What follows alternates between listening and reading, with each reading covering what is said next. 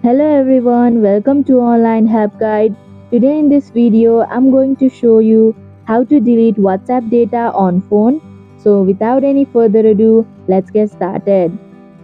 First, go to Settings app. Now scroll down your screen and here you can see the apps option. Click on it. Tap on the Manage Apps option. Now search for WhatsApp.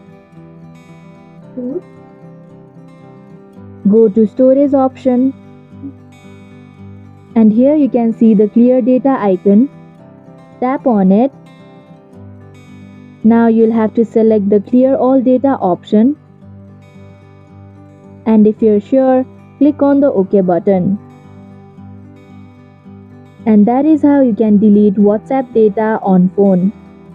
Thank you for watching Online Help Guide.